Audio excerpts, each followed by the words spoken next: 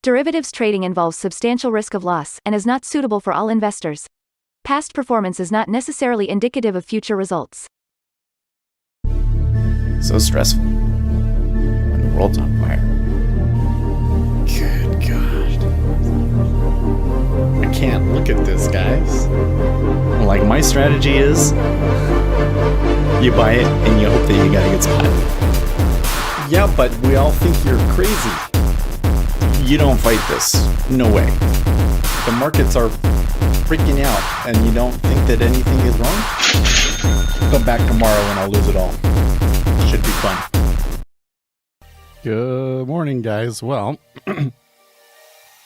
it is Tuesday. We have Jolts today at 10 o'clock Eastern time, and some very interesting action yesterday. Most of it happened during our session, but, let's just kind of talk about it a little bit here. Let's come back over to the charts. And I gotta find the right chart first. Here it is. Okay, so yesterday, we kind of started up on the upside, but then got smacked down, only to slowly but surely recover that throughout the day. So this move seems to have been driven by currencies, but it kind of looks to me like there was some sort of a bet placed on here. Could be people pushing back against rate cut expectations, because I am starting to think this whole thing that, like, we're gonna reduce rates next year to be that the market reaction to it is a little bit silly. Okay, I'm seeing all the froth come back like almost immediately, so I'm not so sure that one's gonna happen, but they did recover it. And here now in the morning session, it looks like they're continuing to push it up, but again, we have Jolts. That's probably going to determine what happens here. And there may be more volatility in this market than is currently priced in. Right? S&P 500 struggled a little bit yesterday. I wouldn't say that it was like a complete disaster or anything. The overnight, it's just kind of been down in here. Oil continues to struggle. Gold and silver got hammered back hard. This was so interesting because when we started, gold was up so well, right? But they pushed back against it like crazy. That one is like, I don't know. There's a lot of discussion out there about like market manipulation in the gold market. I don't know. I can't prove that, but somebody hit back hard in gold and silver. Interestingly enough, if I can come back over in here, you didn't see the same thing happen in Bitcoin.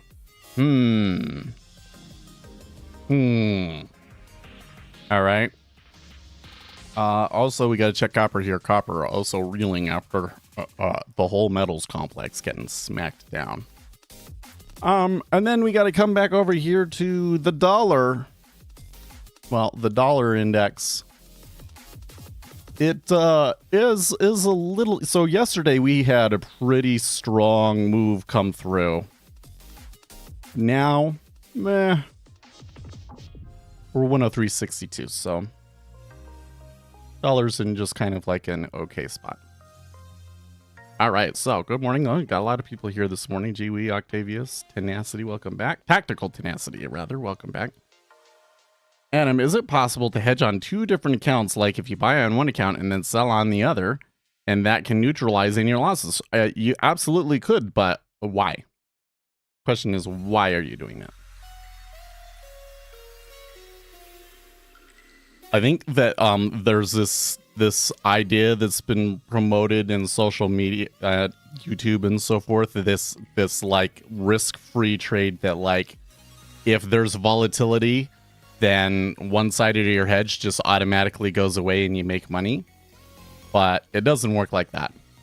That trade rather is actually quite risky, because how often it happens that, like, you have news and, like, it goes the wrong way first, that stops everybody else out, and then it goes all the time. And so it's not actually really a very good trade. Okay, so Ben, can someone with long-term can somebody be profitable long term? The way that you wrote that is a little bit, yeah. Oh, I see. You tried to correct yourself. Okay, can someone be long-term profitable solely using candlesticks? Probably not. Probably not. So the market is very, very competitive, and the orders have a very strong impact. And the net result of that is that markets are very statistically efficient. Any kind of easy statistic that you could find that says the market tends to do X in this situation, you're going to find over time that stat just become useless. It will revert back to zero. Or if it does actually tend to go a certain way more often than not, you're going to make very little when it goes, and when that signal fails, you're going to lose more. So the market makes it back through the fat-tailed nature of markets instead. So candlesticks in particular are extremely easy to automate and backtest and so forth. And so they really, the candlestick patterns hold almost no edge whatsoever. In fact, maybe I never made a video about this, but I have an indicator that will literally go through and backtest every candlestick pattern. There's like 38 of them or something like that. And you will find over a course of a year, there will be one that is like a lot more profitable than others. But then if you do it on the next year, it'll be a different one that was the most profitable. And how do you predict which one is good? It's just, we call this data snooping, right? Data snooping is you do all of the data snooping is like throwing a bunch, shooting the side of a barn and then drawing a target where you just hit, right? That's what data snooping is. So yeah, I wouldn't, I'm not going to say that like learning about candlesticks and all that sort of stuff is worthless, but I wouldn't spend a whole lot of time on it. There's not really edge in those things.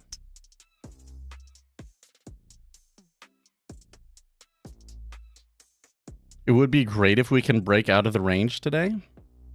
Well, I don't know about the S&P 500. I think the S&P 500 could be a little bit tight, but this Jolts is certainly something that I think could push us. So, oh man, you guys got so many questions. Yes, this is absolutely comparable to Bookmap, or rather, I would say that Jigsaw's closest competitor is Bookmap. Now, I would argue that watching the DOM is more beneficial. There are some things that I can see on the DOM that you cannot necessarily see on these Bookmap Vista charts sort of things. Okay. And Bookmap's DOM is not quite as nice as Jigsaw's, so that's why I go with Jigsaw. But Bookmap is still good software. I've seen people do okay with it.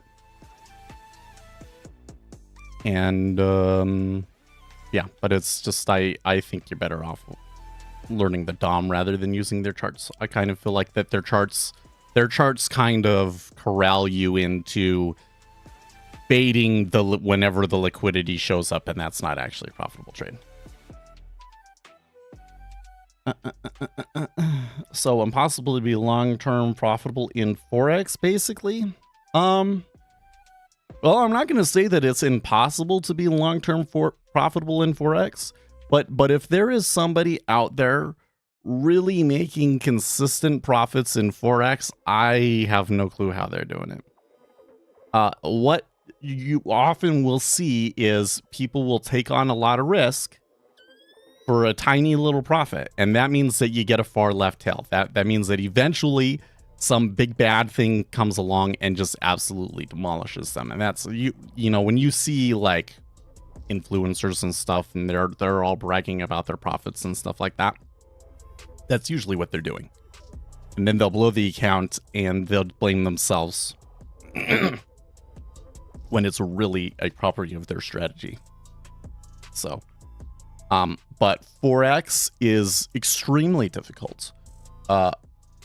If you go to like the banks, for instance, the Forex desk is completely different from the other desks, and that is because they don't have a whole lot to go on. They're making trades between other banks, and they're very, very skilled in how to execute it in like an over-the-counter market, kind of like what they have in Forex.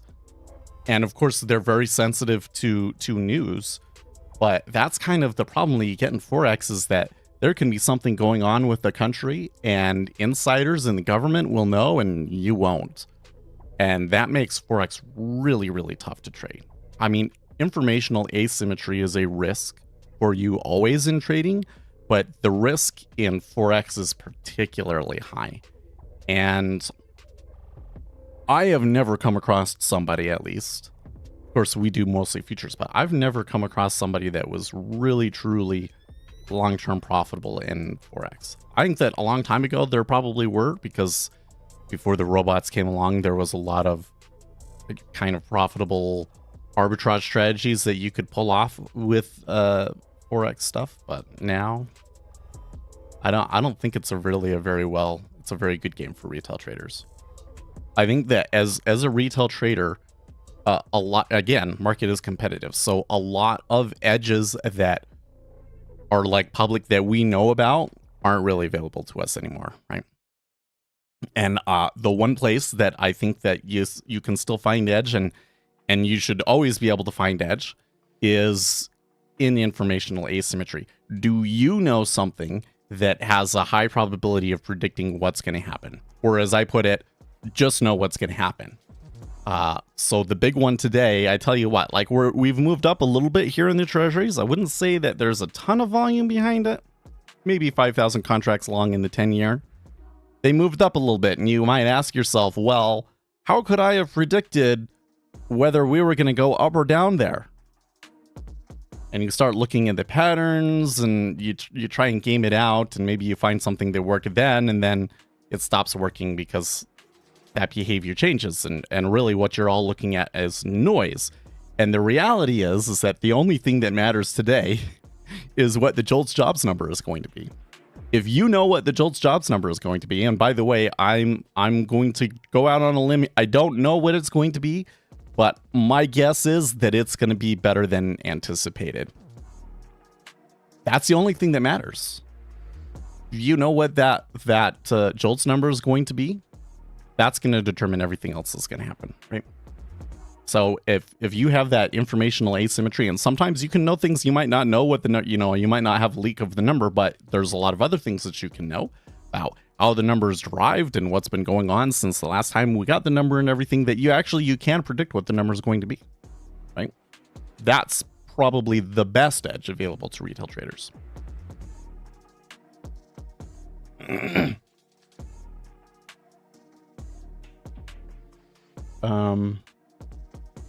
There was something else I was going to start going into, but then I was like, no, let's answer everybody's questions first. I'm quite excited about the market this week because I'm starting to see something where people are starting to place big bets. Like, we had people on both sides placing big bets yesterday, I think. And this next slew of jobs data is going to be pretty instrumental, I think, in where the market goes next. If we get good numbers, which I suspect that we will, it could really knock this market down. And I'm leaning that way because of this. Going around on social media yesterday, man, it is so nuts how quickly the froth comes back. You get 1 or 2 days where meme stocks were up and Reddit is going bonkers over it again. There's also Bitcoin. It used to be that if you went to the Wall Street Bets subreddit and you talked about cryptocurrency, it wasn't allowed. There was a no cryptocurrency rule. Apparently they have gotten rid of that rule because all they're doing is talking about crypto BS yesterday. And the thing is like, again, Bitcoin, gold, silver, all the metals, all were like breaking out to new highs, basically saying that this pricing of rate cuts is bad for currencies, and I want to be in these currency protections. So in that instance, Bitcoin moving up, okay, maybe makes sense. But then gold and silver got hammered back very aggressively, and Bitcoin didn't. And we know that there's, well, let's not say that we know, but we strongly suspect that a lot of this market activity in Bitcoin is manipulated, that there's a few guys that are buying it and are responsible for almost all of the price movement. Michael Saylor is probably the sole reason why Bitcoin is back up to 40,000, and Tether.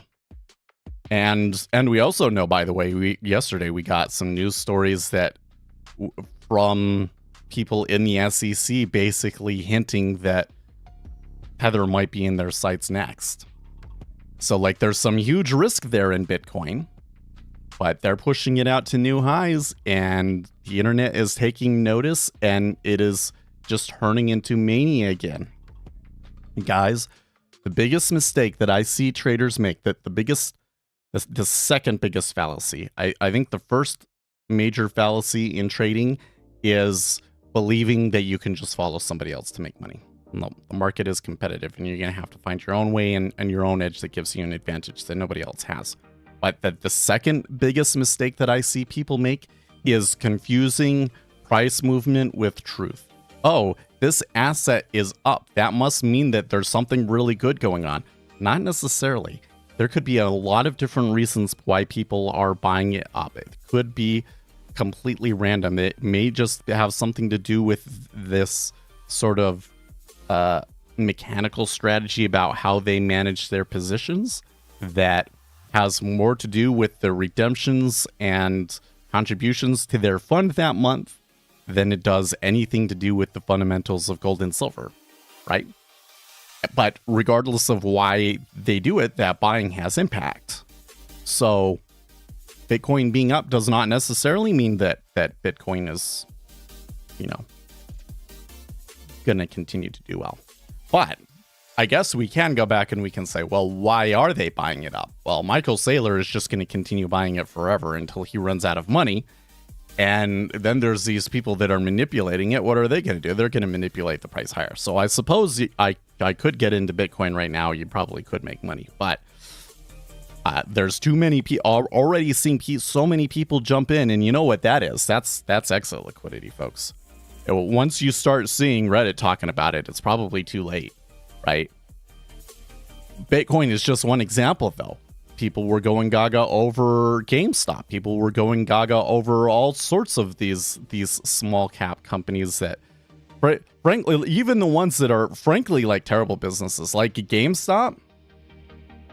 I just don't think that GameStop is a very good business. I think that when the whole GameStop mania first happened, that they had the opportunity to transform their business and turn it into something big that would have the support of the public, but I think that they've already blown it. So I don't really like that business.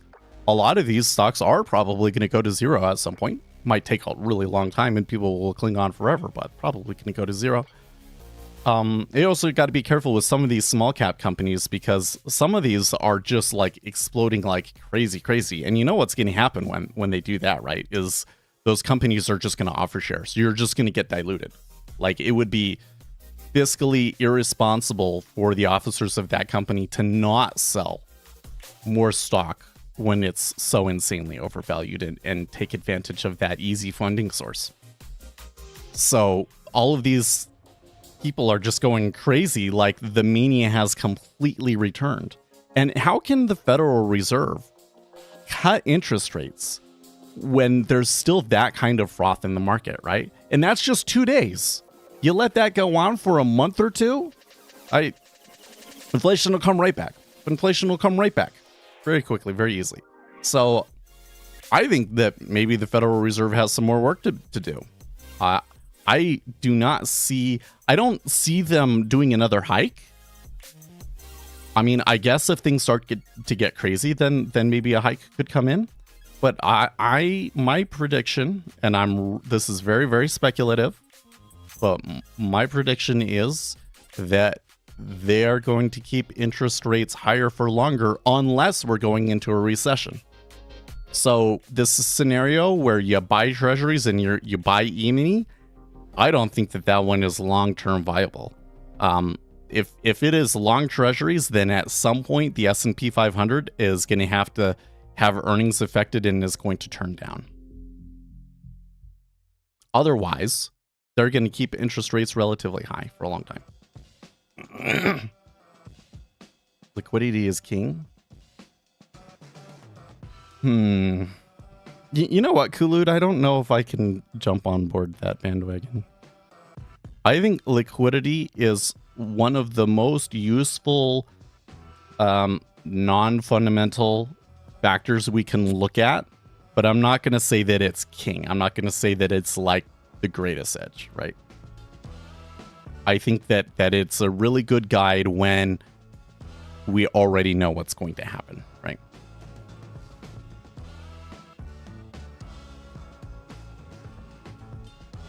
Is Forex market still as competitive as something like indexes when the vast majority of participants in Forex aren't prop trading?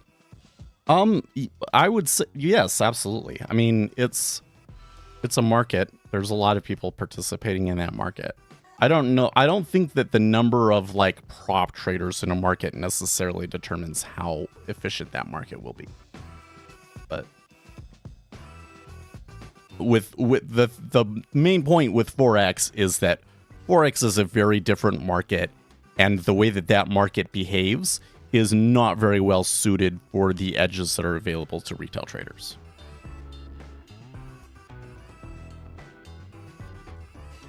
Now, indices is a different thing. I saw this on Reddit, and this is like the unpopular thing to say, man. But I care about you more than I care about how popular we are or how well the channel it does. Indexes are a shitty trade for retail traders too.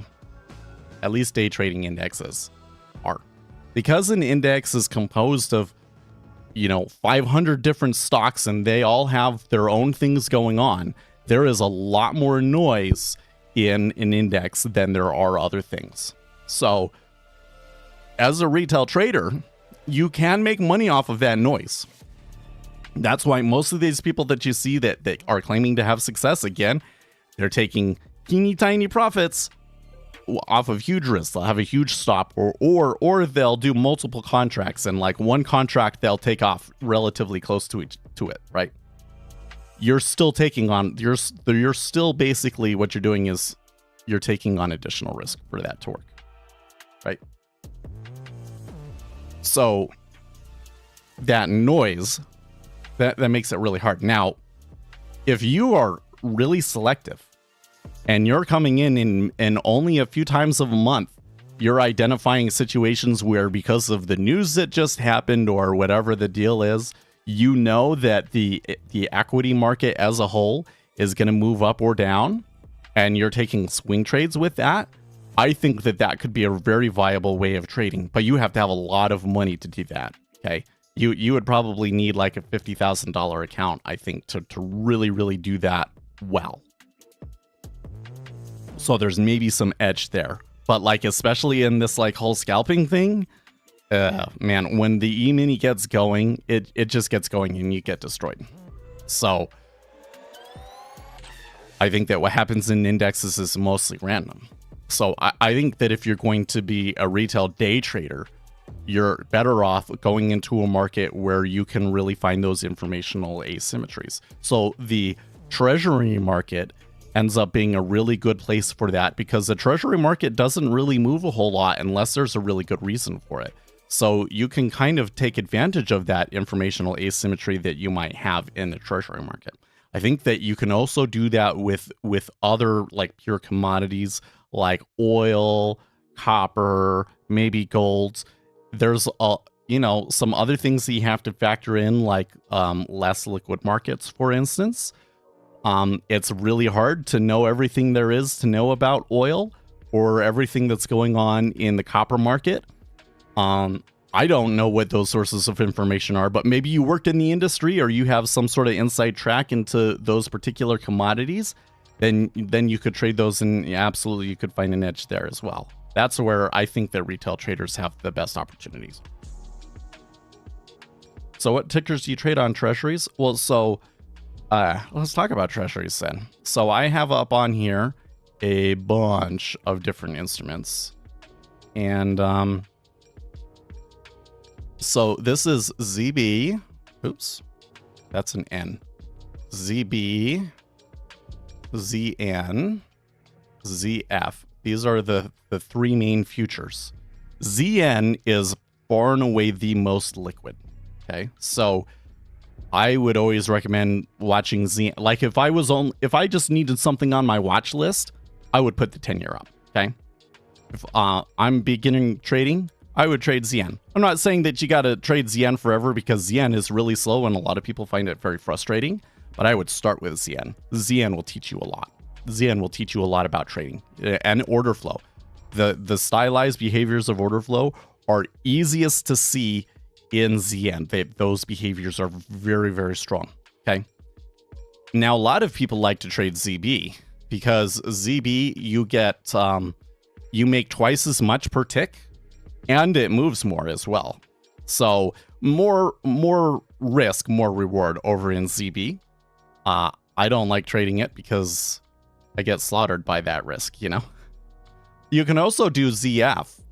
Now, the advantage in ZF is that it's a little bit more responsive to financial news and things like that. Although you're making a little bit less per tick, but I guess you can always size up, right? Now, you're risking about 15,625. I know, right? So it's a really weird number, but it's 1/64th of 1,000 is what you make per tick in the 10-year treasury. So once you're risking 4 ticks, you're talking about $62. 8 ticks, you're risking like 128, right?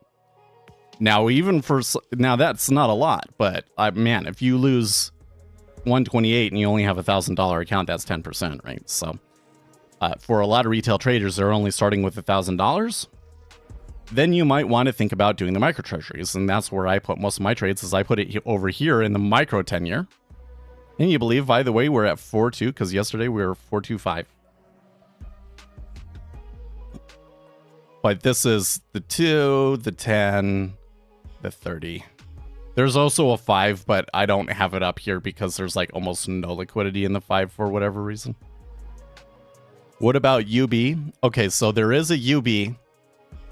So ZB is supposed to be a 30-year bond, but the way that treasuries work is they are deliverable, which means that if you are if you are short the treasury, once we get into first call, then you are obligated to deliver a treasury note to somebody, right? And there's certain QSIPs or maturities that you're allowed to deliver, okay? So when you look at the delivery basket in ZB, they aren't actually 30 years. Even though we say that it's a 30-year, they're actually more like 20, 25-year bonds, right? So they went and they made UB to be one that truly has 30-year bonds in it. Now, there's going to be not as many bonds available in that one, and that's kind of why, you know, you got what you do in ZB. Okay, but UB becomes crack because of, yeah, Kulud has it right. It's UB really, really moves. So think of it like a whip. If there's a change in interest rates over here, that change in interest rate is going to compound over a 30-year period, right? So the amount that a change in interest rate affects a 30-year bond is a lot more than how it affects like a 2-year bond. We call this duration. So this is a kind of an interesting thing because something that has a really long maturity has a high duration, but something that also has a low nominal value also has duration. So some of these really like bills and stuff like that, the value of those can also change wildly with a change in interest rates. Okay. So that's basically what you got when you're looking at treasuries. But the simple answer is look at ZN. Simple answer is watch the ZN.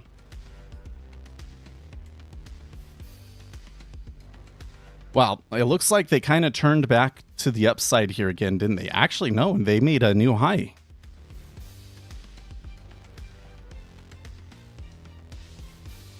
And I would say there's pretty decent volume behind it as well. I find this very interesting because I think that the moves that we saw yesterday probably was some major players like hedge funds and stuff like that coming in and hitting back against the market pricing for interest rate cuts next year. And from what I'm seeing here, from my view, I'm very skeptical about the interest rate cuts next year. But the tape still seems to be mostly long. Perhaps because of CTAs. Maybe CTAs are still going long. I don't think that it would take very much to flip them around short. Is there any lagging on correlation to trade the UB? So you will see something where like one treasury will lead the others. And in my experience, it usually is the 5-year, although it depends more on what the spread is. So when you're taking a spread trade, you'll buy one treasury and you'll sell one treasury. So you think of it as what are you doing in the front and the back. So if we are flattening, down means flattening and up means steepening. So if you're flattening, that means you sell the short-term treasury and you buy the long-term treasury, right? So what that means is if we are flattening and the treasuries are moving down and interest rates are rising, then you will tend to see the 5-year will actually lead the others, okay? But the amount by which they lead is like microseconds, so I don't know if you could really manually trade that. But it is something that you can see and you can kind of make note of and can help you a little bit, right? Kind of helps keep you in line. It helps you say, okay, this is the way that the yield curve is going. This is the one that's leading. I need to be careful about what I think about the order flow in UB because they're going to be buying more than selling anyways, just because of the spread trade, right?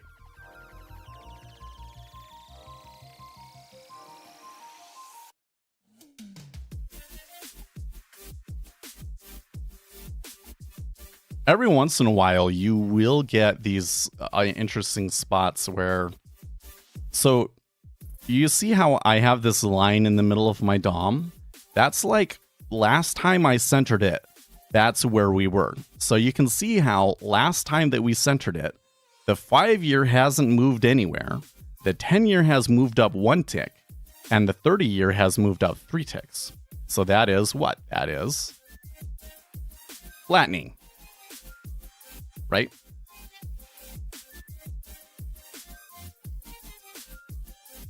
But sometimes you might see something where like they're all in line, but the 10-year ticked down and the others didn't, right?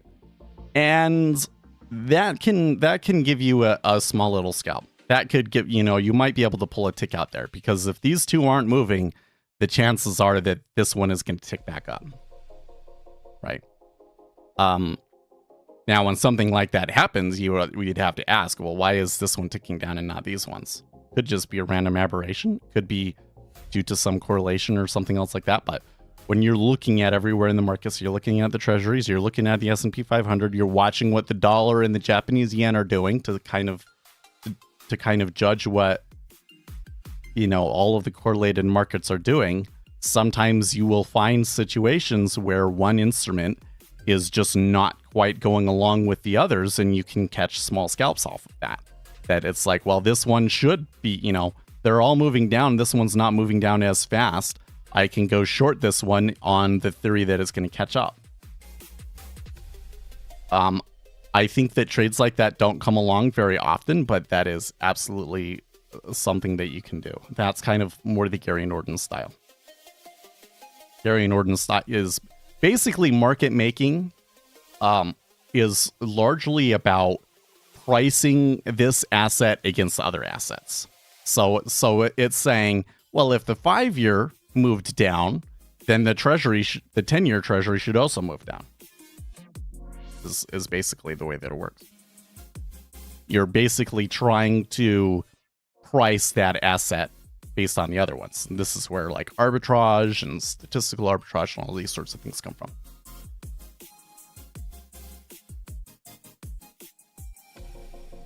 Okay, so I've done a lot of talking this morning, but you guys got a lot of good questions.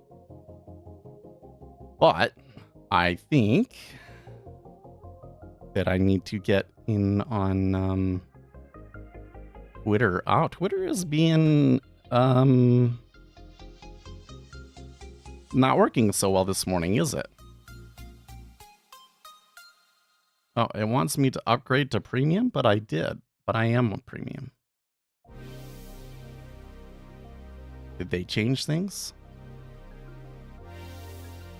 It must just not see. It must just not be seeing that I am on premium.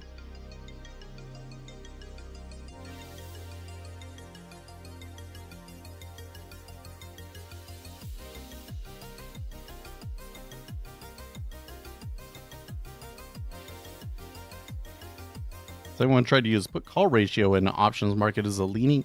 Okay, so put call ratio is absolutely something that you could look at and potentially pull some edge from.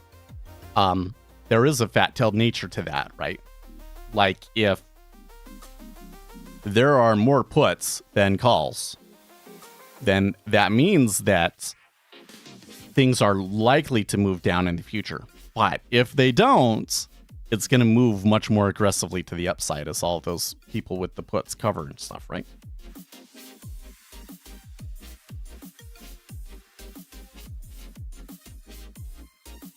So the straight trade on just make the trade in whether it's puts or calls, that's not a profitable trade, but you can potentially use that information to inform your other trades and pull out an edge, right? Like, especially if you think the put call ratio is wrong. Like if you have information that really strongly suggests that the put call ratio is wrong, go for it. Then push that one, man, because those would be some of your best trades.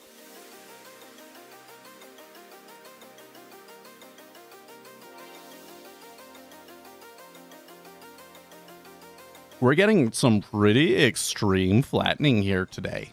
It's very rare that you will see one treasury straight up move down while the other one is moving up. It's usually they'll all move down, but one will just move faster than the other. So to see one move down and one move up, that's something that I can count on one hand that I've seen before. I have seen it before, but this is maybe like the fourth time I've ever seen it.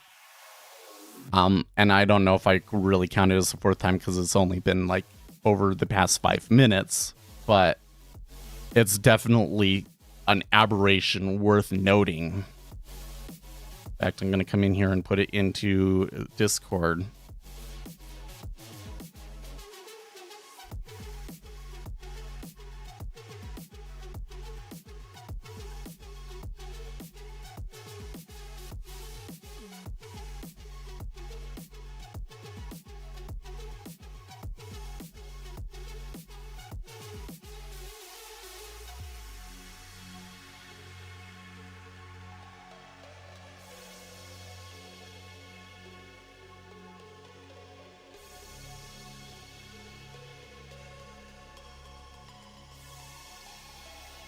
Let's see if I can blow my nose here.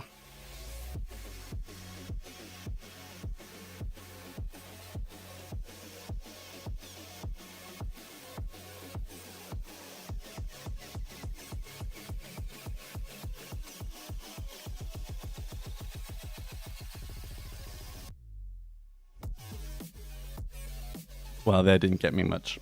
Guess I just need to drink more water.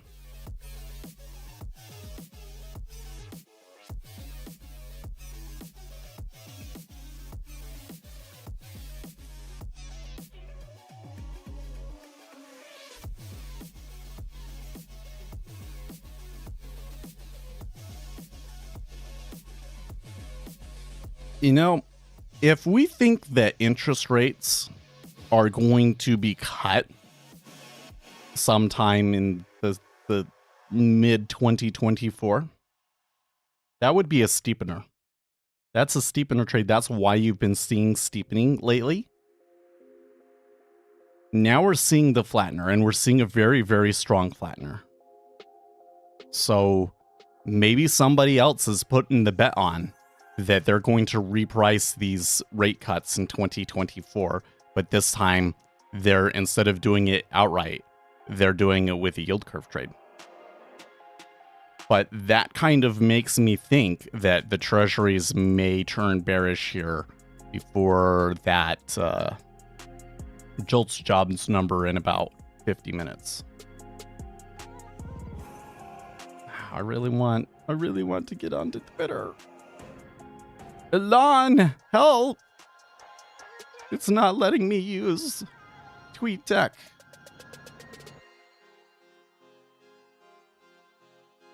I have my lists. I guess I can just come into my lists, right?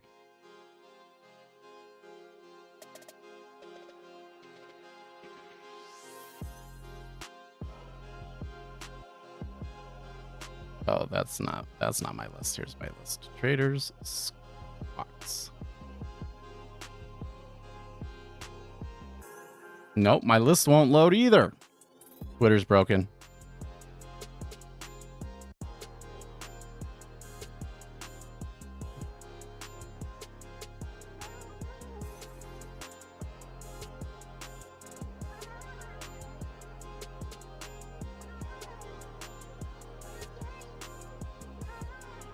Okay, well, I'll report to Down Detector that I'm having a problem with Twitter.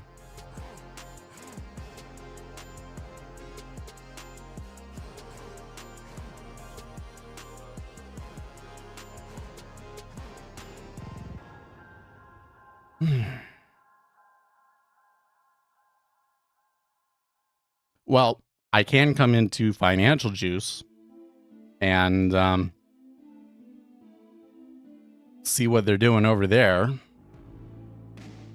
Saudi Arabia cuts Arab light crude prices for Asia by 50 cents.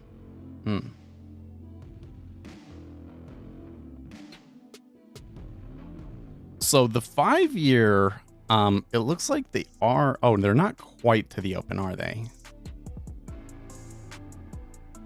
Be interesting to see what happens if we do get down there. I don't know how long that'll take. This is, especially in the 2 and 10, I am seeing a very, very aggressive flattener.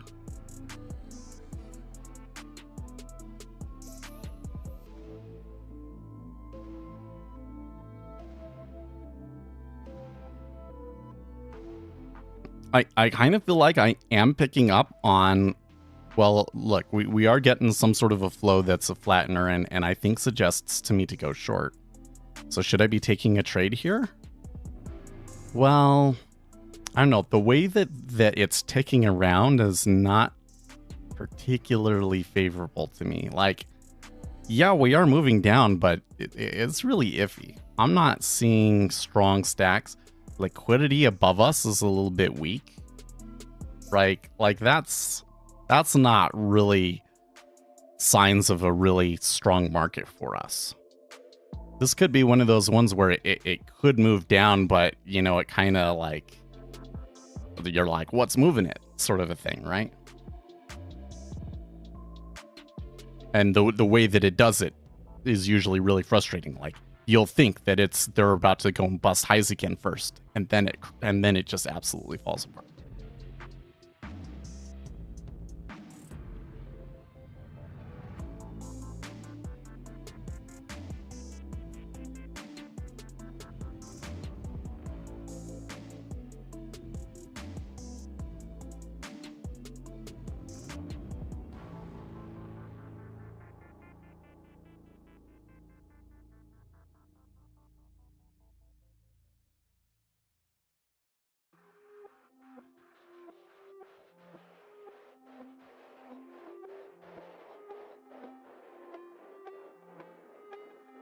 U.S. Space Force Major urges Defense Department to adopt Bitcoin as an offset strategy. Good grief.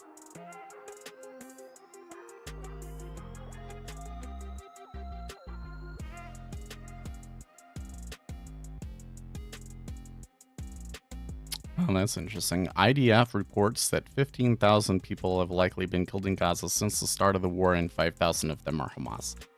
That's not a very favorable combatant to civilian ratio.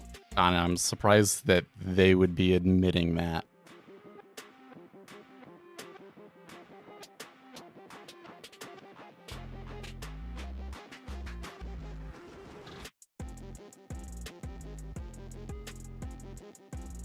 Read this. Hamas reported 15.5.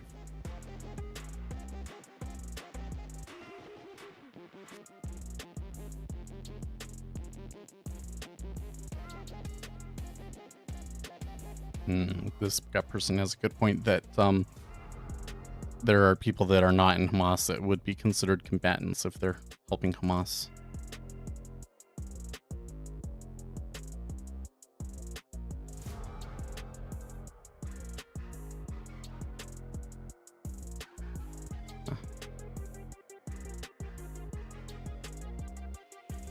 That's a really weird headline for them to put out.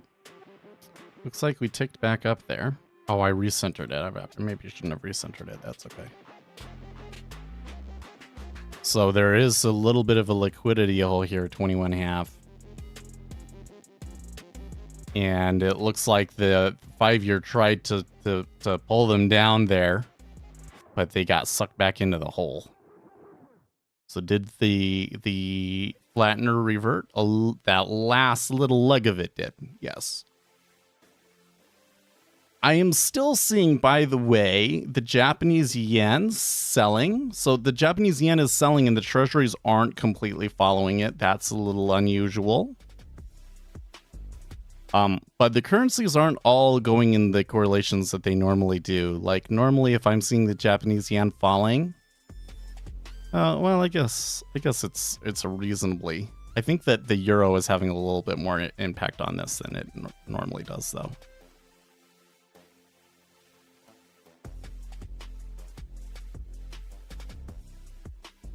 Two civilians killed for every Hamas militant is a tremendous positive ratio given combat challenges, says CNN. Well, okay, so what I'm wondering is, how can you tell everybody to evacuate and still have that many civilians killed? Although I suppose one could say that not all of the civilians were killed by the IDF. That's another thing, right? Because there was these reports that, like, as the civilians were following the evacuation routes, that Hamas was blocking them and even shooting people trying to escape. It's still pretty wild overall thing. It's just, I hate to like zero in on that, but you know that that's going to become a major narrative that people on the internet are going to start using now, right? It's probably not going to deter Israel from completing the mission and trying to utterly decimate Hamas.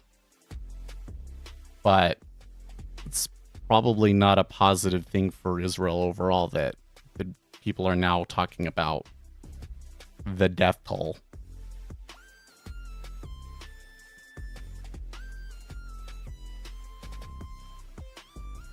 Okay, so this time when they came down here, the 10-year did break out of its range. Wouldn't say meaningfully yet, but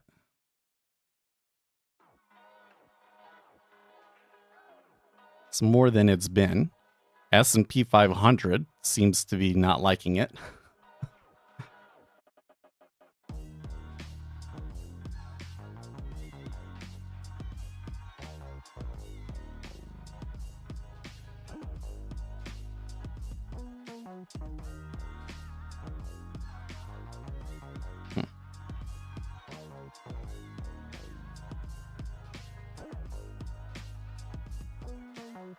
But how many recruits have Hamas acquired in the process?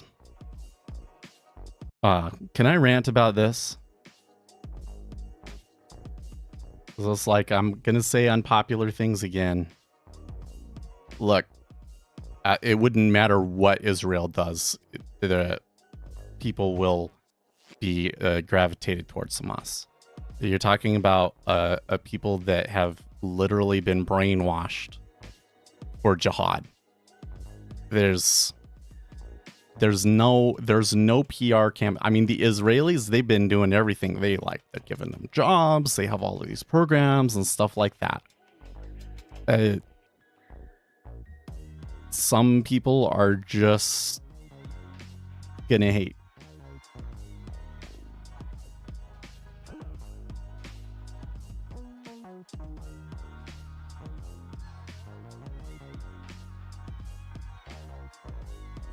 Will Smith said, I was an idiot too when I was 15, but I was an idiot in private. I think that applies to many today.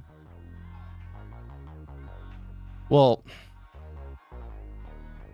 I want to find it interesting that you're already jumping into that subject, because where you're really going at, I get where you're going. For conservatives here in the United States, they're less concerned about the actual conflict in Israel and how that all shakes out, and they're more concerned about the left's reaction to it and the outright support for Hamas that has been displayed in the United States in some places. That all of a sudden it's like, oh, there really are people here in the United States that want to destroy civilization. Well, it's not just that they're young kids and they're idiots and they don't know what's going on, though, guys. Like, this is the thing that some of us on the conservative side have been trying to tell everybody from the very, very beginning. When we first started to see these kind of like woke protests and so forth, like I think when this really started to come into people's consciousness was with the BLM riots that occurred during the pandemic. Okay, so because it was BLM, everybody assumed that this had to do with racial injustice in the United States, right? Wrong. It was always about Palestine. The reality is like this whole woke ideology was something that these people had concocted to support Palestine. And they were just trying to recruit BLM to that cause. No joke. So yes, it shouldn't be a surprise at all that all of a sudden these people are like outright promoting Hamas. And it kind of plays into this larger thing that like, you would think that the left and Islamic extremists wouldn't have a whole lot in common, because Islamic extremists certainly don't believe in gender change surgeries and gay pride rights and all of these sorts of things. So how are they allies? Well, they're only allies in the sense that they are radical leftist ideologies, which is to say that they want the overthrow of society to replace it with something different. And that's their only similarity. But having that one similarity actually gives them a lot in common.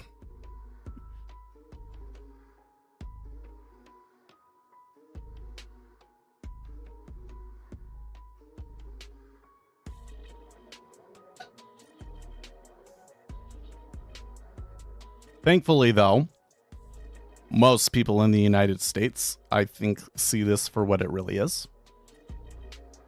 And one might say, oh, the radicalists are making inroads in our society and so forth. But from what I've seen, because of the internet, just about any crazy idea gets a certain amount of play in society. Right. There are certain ideas that like before the internet, it would be like 0 people would support or even know about it. And now you're going to get like 5% of people or something like that. Right. I was reading this story the other day about this girl, and her boyfriend was a radical monarchist. Basically, he felt that kings had a divine right to rule.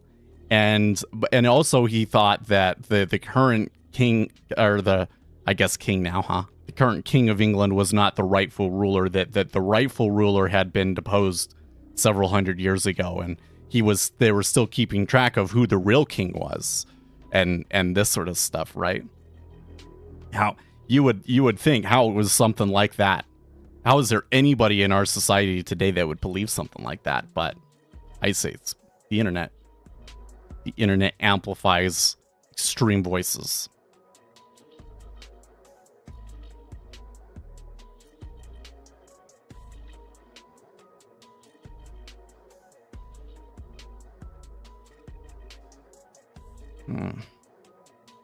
And maybe I shouldn't talk about certain things, but like they are important things in our society. You know, this is the difficult thing, is that humans are wired to dislike people that disagree with them. And that's just straight up the way that it is we evolved to have tribal unity. And so our brain automatically categorizes people by whether they agree with us or they don't. And to categorize people into in-group and out-group. And as soon as somebody is categorized by your mind as the out-group, it affects your perception of them and what they say very strongly. And so if I come in here and I say something that's conservative, people that are liberal are less likely to want to hear it. And since that's a lot of kids these days, that affects my audience more. That's why we haven't picked up the younger demographic that has gotten into trading since the pandemic, right? But in order to be an effective trader, you have to overcome that, essentially. Like that's something that I think would really work against you in trading. You need to be a kind of person that enjoys interacting with people that disagree with you, that enjoys hearing ideas that contradict your own. Right? The loudest voices we hear are those who advocate conflict and divisiveness? Maybe. But like, Kurt's Gazette, their latest video was about this. And it was a sponsored video. And, they chose the topic because of their sponsor. But I don't think that they would put something in there that they didn't believe. And I don't know if they really cited research. I think they did. They were talking about something that appeared research based, but I don't know what the research that they were citing was. But what they were saying seemed to ring true to me. Typically, you'll hear people say, well, the reason that we're so divisive is because people have sorted themselves into bubbles. So people only hear about, they only get conservative information, and liberals only get liberal information. And then, the news sources, they rile people up because that's what gets the most engagement, and then that pits people against each other, sort of a thing. But Kurt's Gazette was saying the reality is actually, when you look at it, super bubbles are actually not that common.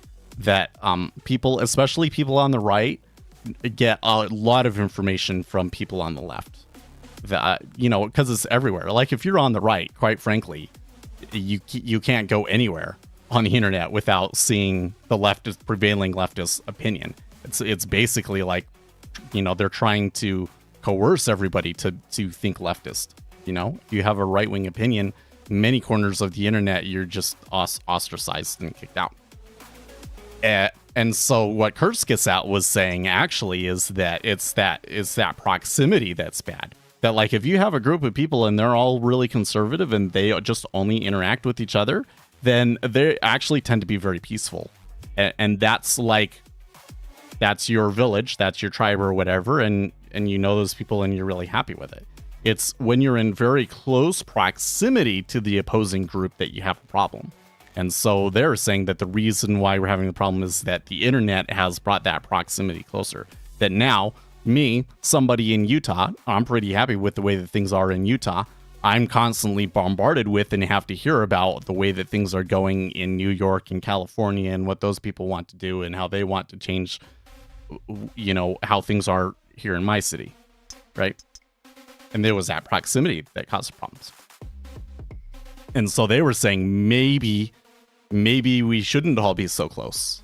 I don't know how you do that, but that was very interesting, and I think probably correct. And where that puts us as traders is that, the traders were the people that were extremely open, right? Basically, you need to develop an open personality. Not everybody's naturally open, but you want to develop an open personality where you are more likely than the average person to interact with somebody that is very different from you, that believes different things from you, because that's where the trading opportunities were, right? See, it's worth talking about, even if, and that's the thing that is always about trading, is that like the things that people don't want to hear about are going to be the things that are most likely to bring you edge. Because if people don't want to hear about them, then that means that there's less competition for you, right?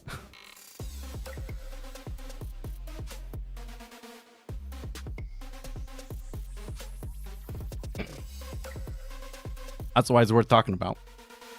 In addition to where's the world going, because this happening in Israel is a major geopolitical event, and it is going to have massive rebound effects going forward decades. So the more that we can understand it now, the better equipped we will be to understand the world in the future. I don't know, we kind of came out of that range that near the high, but it didn't come all the way back across. And in fact, to get to the buyer's cost basis, they still need to make another little push to 17.5. So the S&P 500 has been going, but it's extremely narrow range for the open. I suppose that they must be waiting for Jolts. This is one of those interesting ones, because normally Jolts is not a very big mover, but last time it was a really big mover. So everybody's going to be watching it, right? TLT is up 1%. I watched that. You know what? So I'll admit it to you. Yesterday, I was looking at those options, and I did buy a cheap one. So if TLT gets below 91, then I would make money. But today they're going the wrong way.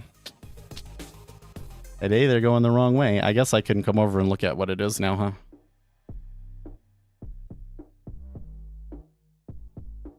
But I'm kind of making the bet that in the next 2 weeks that this news is gonna slam them back the other way. So yeah.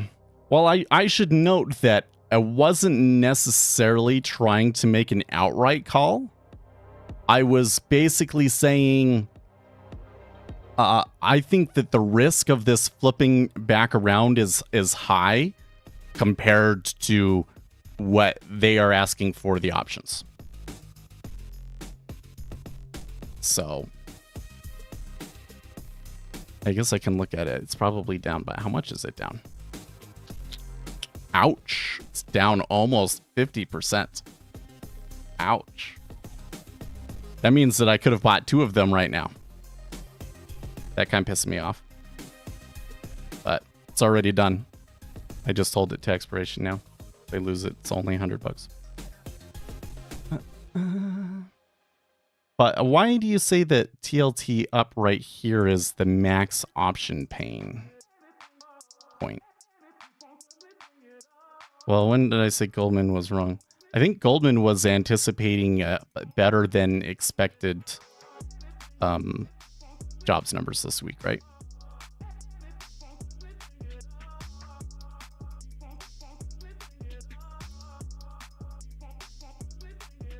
The problem I see right now is I think over the next 2 weeks you could see rates come back a little bit. Well, when's it going to happen? It might not be today. And it might not be in the next 2 weeks. It might be in January, But I think it is I do think it is gonna happen. That's my working theory right now.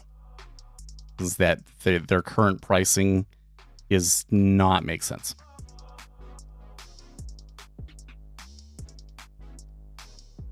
Okay, they came right back up there as we're talking about it. Now that one is curious again.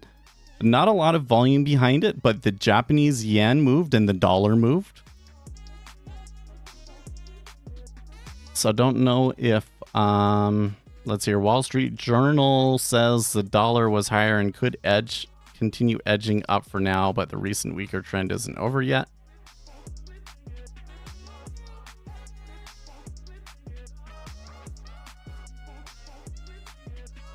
I'm not getting... But let's try Twitter again.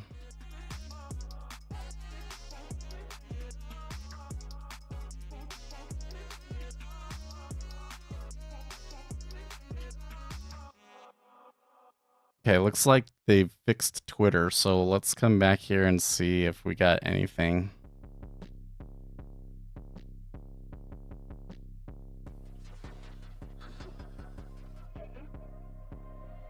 Okay. So it doesn't look like I'm missing out on anything for the last 25 minutes or so.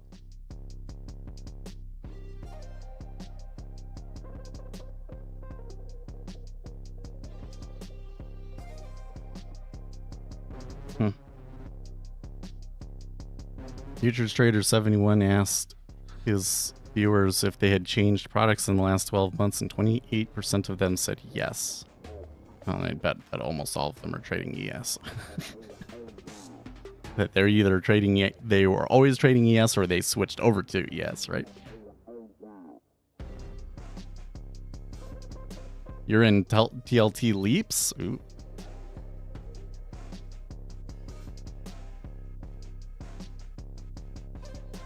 I'm really wondering, you come back over here to the chart, the daily chart, right?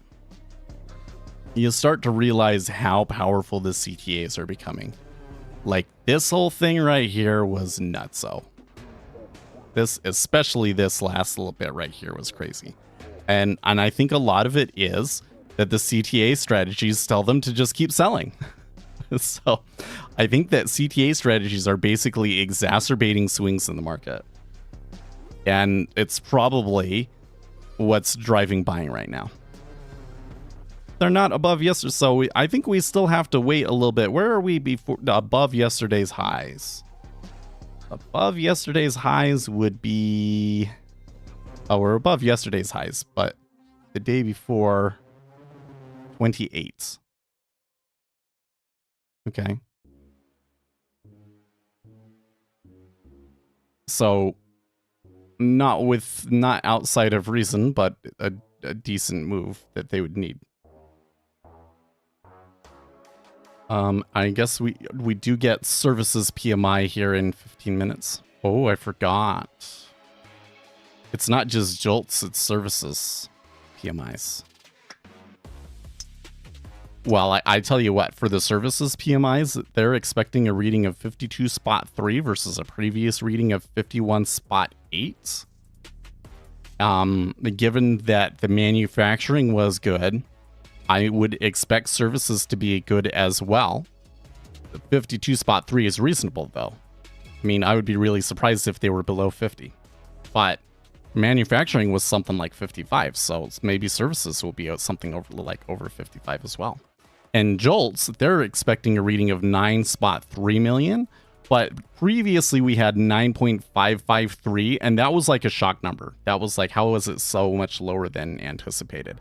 So I think that there's some problems with Jolts and that you're likely to get some reversion on it. So I think that this is like wildly speculative, but my bet is, I guess I could put it on over here on a sim account. But my bet is that these news items are going to be a negative for the market. Let me put, I guess maybe I'll take some contracts if we get up here.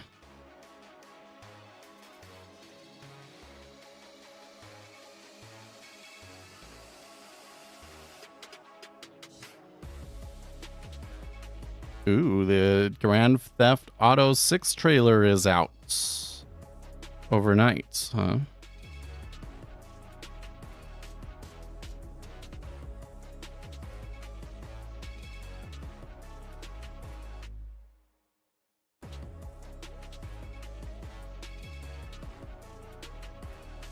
How do markets react so quickly to macroeconomic news? All of the traders are sitting there with their trigger finger on the DOM, and then when they hear the news, they click.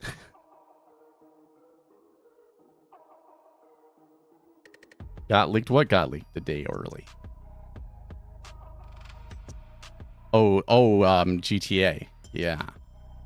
Well, yeah, because last night they told the stock market that it was happening.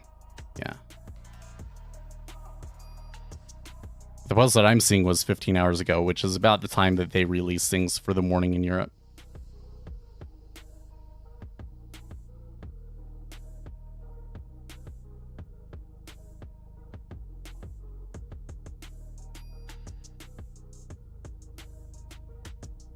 Stormgate closed beta live stream. So the closed beta will now be live streamed. I'm excited. Stormgate is a new real-time strategy game that is supposed to be a spiritual successor to Blizzard real-time strategy games. I was hoping that, you know, it would replace StarCraft Brood War, but I don't think it will. Nothing's quite like Brood War. At 30 years seems to want to go there, but the 5-year came back down again. So it's still, there's still some flattening demand out there. Okay, so they are thinning out a little bit for the S&P services. So I guess I'll cancel this. I don't really have a strong call for the services PM, for the S&P services PMI. They're expecting 50.8, but let's just see where that one goes. I don't think, you know, this news that we've got coming up at the top of the hour is probably going to move the markets way more than this one. But they are thinning out for this one, so. Got about 10 seconds. Here we go.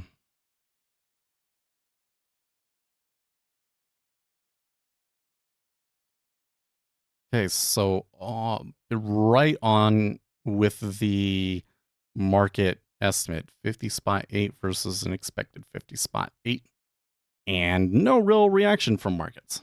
Oh, it looks like it's time for us to restart our playlist.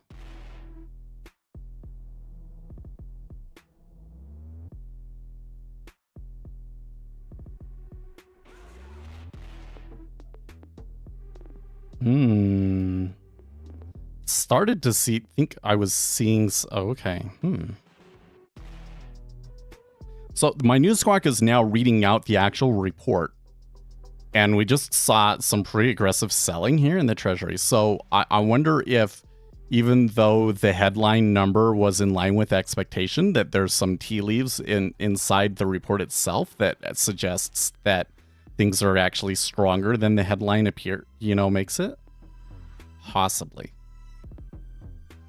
Could also be that somebody was long off of that report and didn't like it and puked the position. But, ooh, man. Yeah, you're seeing the Japanese yen react very strongly to this, and the dollar rocketing up to 103.8 there off of that.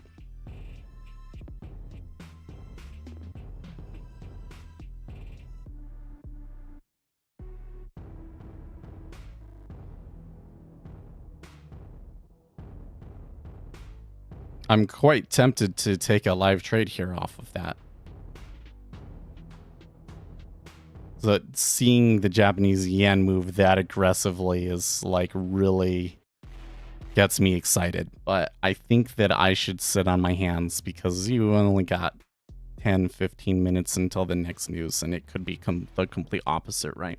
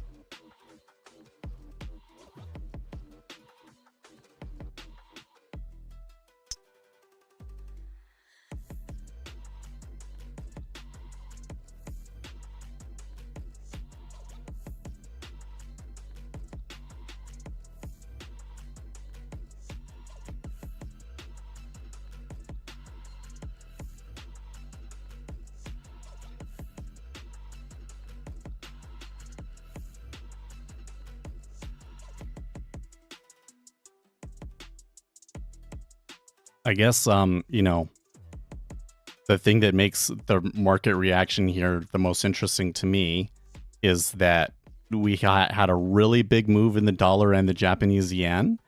And yesterday, when we kind of had that head fake sort of trade, that was also seemed to be driven by the Japanese yen. So there's stuff going on.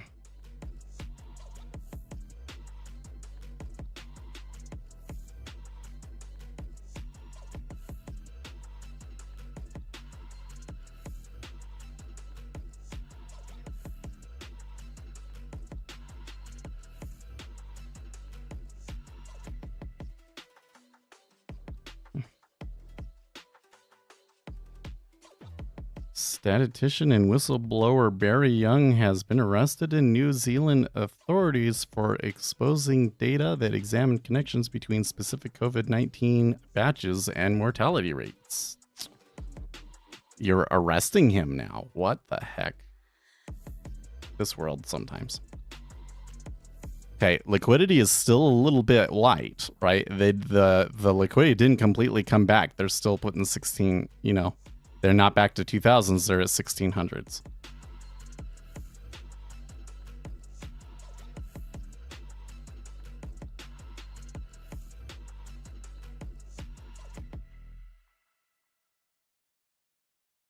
Oh, that's right. So we'll get the news here, and then I have to go silent because I have a meeting I have to listen to. So we'll keep streaming, but I won't be able to talk very much.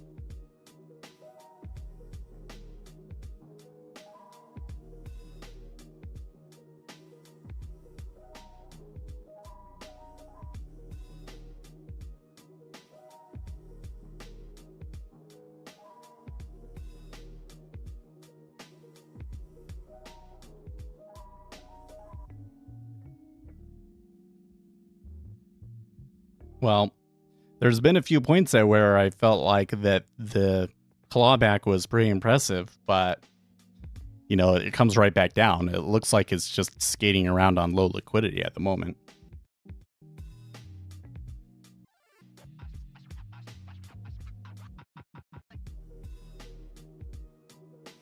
Yahoo Finance reporting from on JP Morgan's strategist Abby Yodler.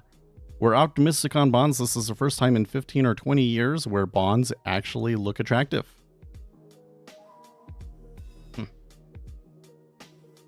You know, I find it interesting, like, okay, so like if you get bonds and you're getting like 5%, right? What makes that attractive?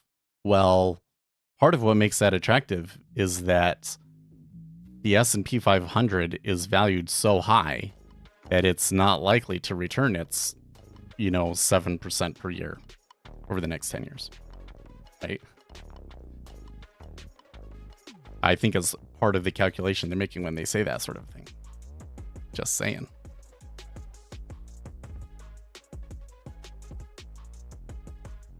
Okay, liquidity's still very light. We've ticked back to the open. The 30-year is still a little bit high.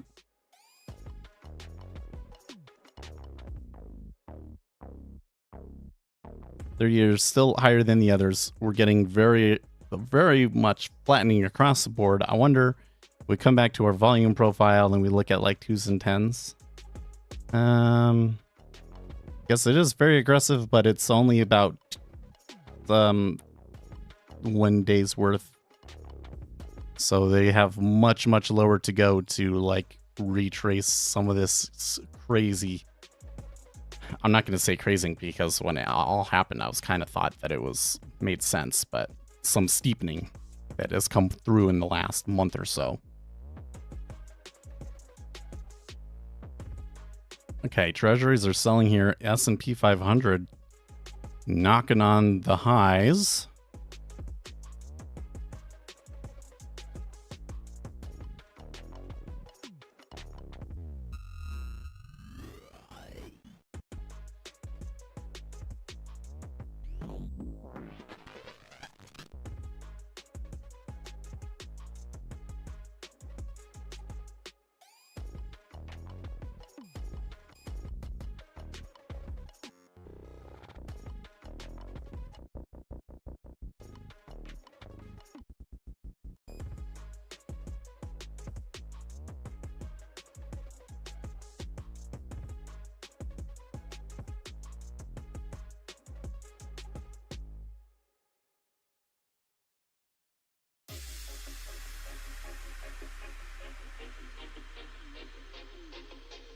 Still got 5 minutes, I guess.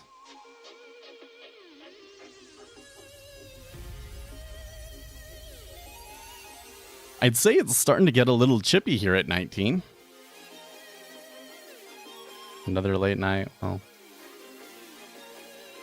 just relax, Tiger. We got this handled. I'm starting to get some audio dropouts. Hold on. Kind of want a different audio interface. I got this Focusrite Scarlett has an issue where with the voice meter that I'm using, it'll kind of like get offset from it. Apparently they fixed it in the latest iteration of the interface, but I'm gonna buy a new interface. Ugh, I don't know. I could just go for the podcast based interfaces, but I also still do like the music production, so don't know if those interfaces would be any good for audio production.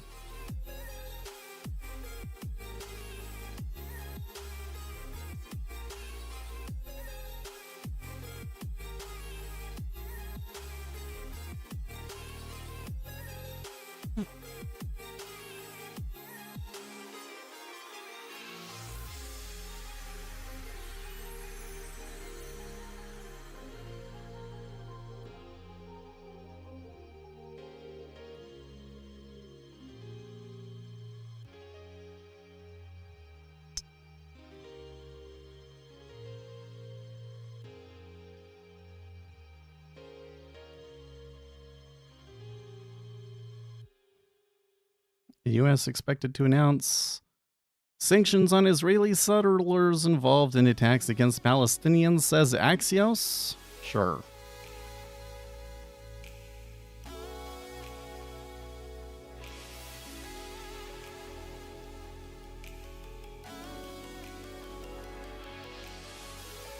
I kind of dismiss that whole thing, but it is an interesting storyline that comes along with how the U.S. administration is trying to deal with being supportive of Israel, but still kind of playing to its base that does not like Israel.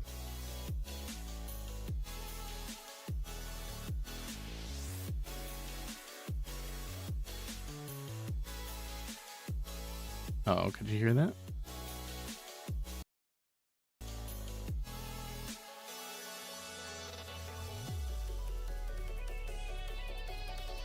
Hmm.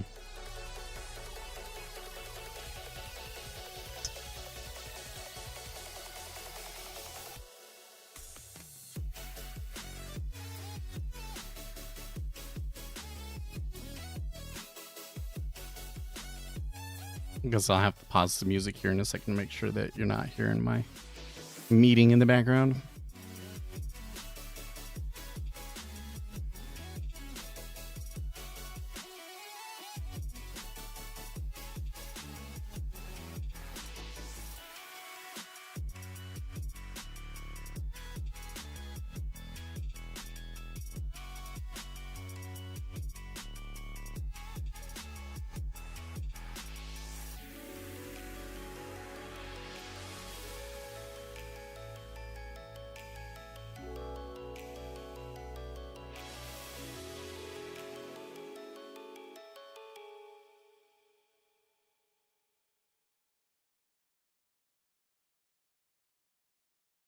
Hey, wow. Now that is what I call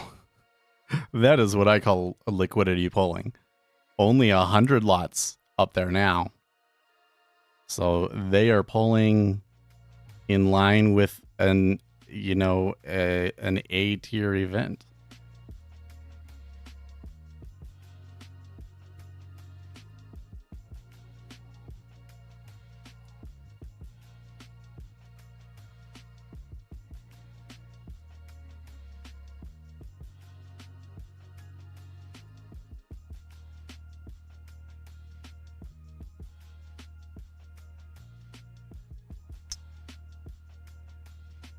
Right? Here we go. Ooh. Ooh. Okay, so the ISM was higher than anticipated, but Jolts was lower than anticipated, and they're jumping off of Jolts big time.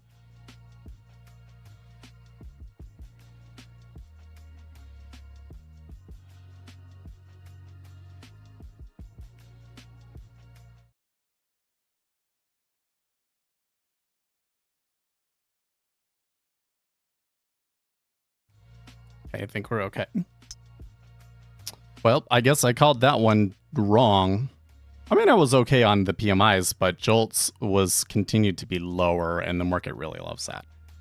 Now, this comes back to I don't really like the Jolts anyways, but that probably is going to help buoy the markets for today, right?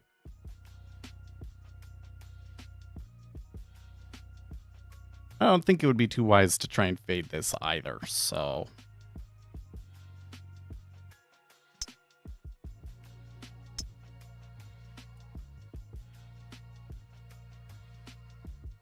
but I do need to listen, so I'll probably be pretty quiet here now.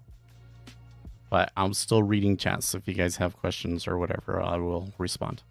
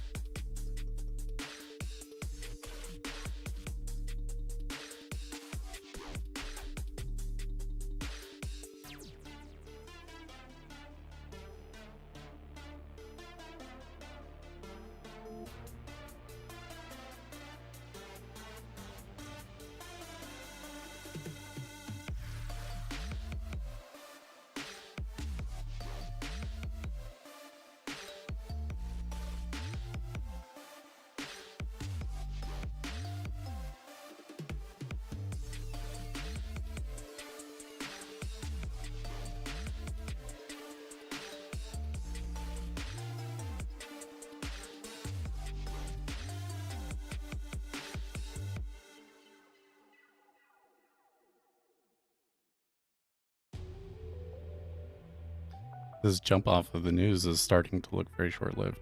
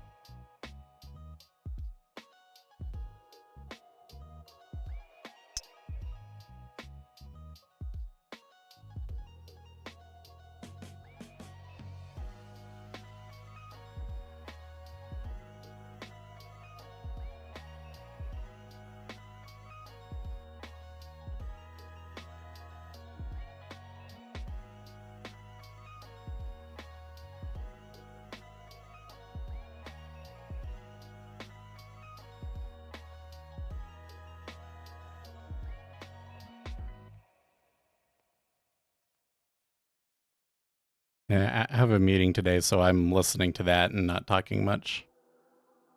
So seeing some support here, but it doesn't. It looks like the buyer sellers are pushing through it.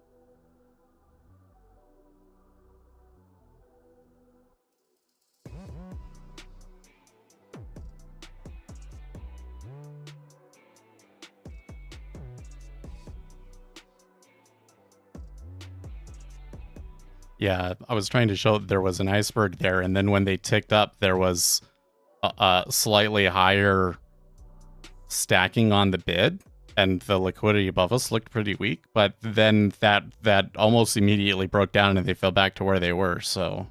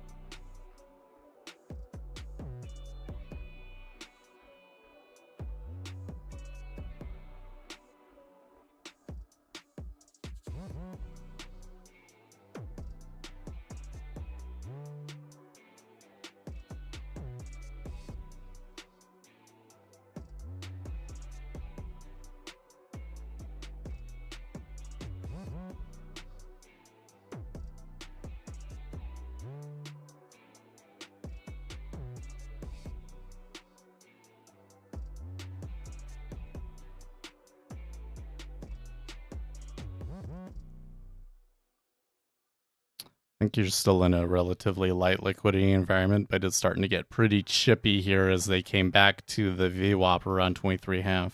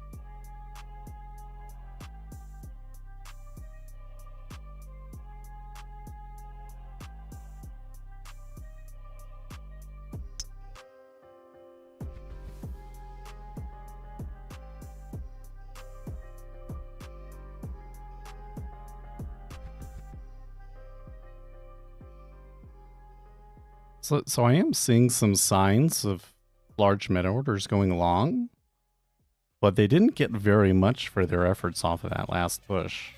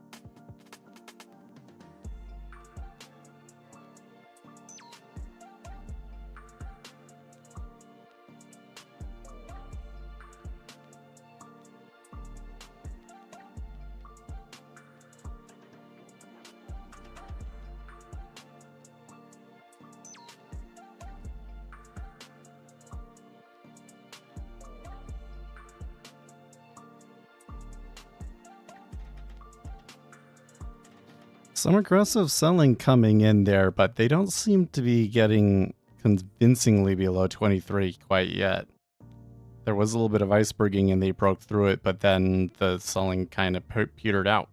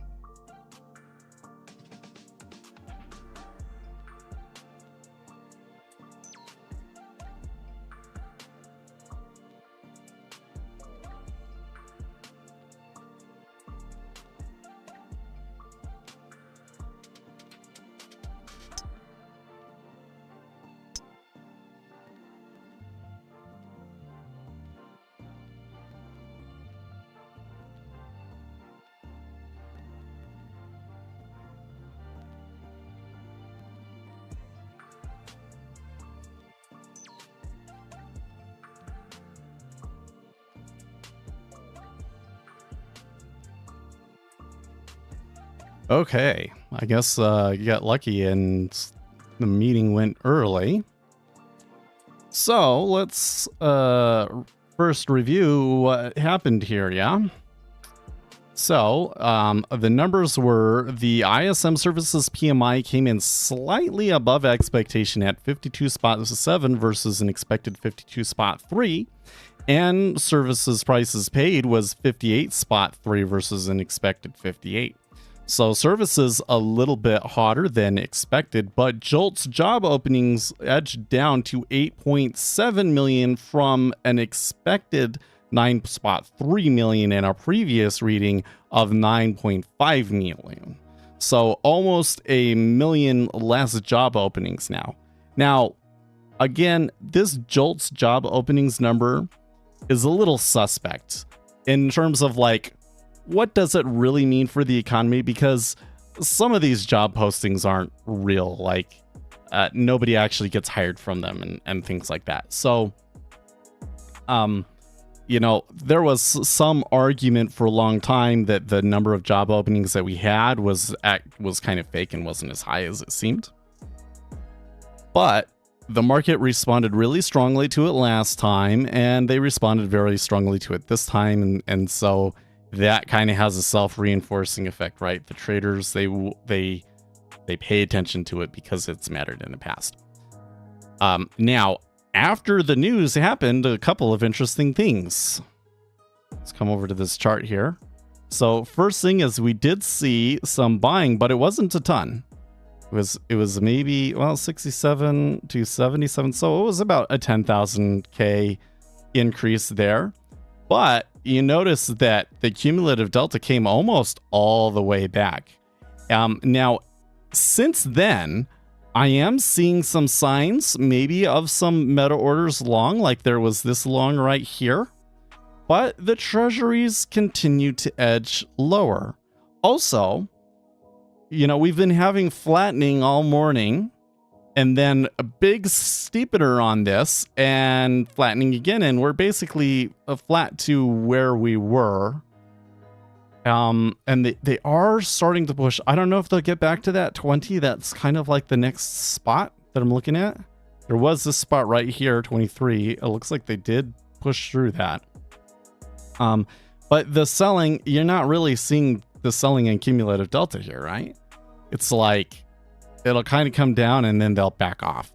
So when I come over and I look at this in the Japanese yen, okay, the Japanese yen, let's just note that the Japanese yen had this big sell. That was kind of what got us going, thinking, well, things are looking kind of negative. And then we got the news it was positive for the Japanese yen, but look at how quickly the Japanese yen erased that move. And you are seeing pretty much the same thing in the dollar too, by the way. So, yeah. What I think may be happening here is there was a decent amount of people that had, well, first of all, there's a lot of people that were long anyways, and CTAs and all of that. But, you know, looking at some of the earlier cumulative delta and everything, it kind of looks like there was maybe some people buying in anticipation of this news being a little bit weaker than anticipated, or at least Jolts being weaker than anticipated. And now that it's spiked up, they're taking profits. Now, sometimes when that happens, it will retrace back to the scene of the crime, and then it'll find support there and continue going back up, right? But in this particular situation, I kind of see a couple of things about the whole setup here that may incentivize certain players to fade it. So this may retrace and end up going lower. It's entirely possible. I don't think that I'm going to make that a prediction. I'm just like, it's definitely still within the realm of possibilities that we end up lower than the open on the day. So a very, very interesting move. There was a lot of nuance and interesting stuff to that particular news release.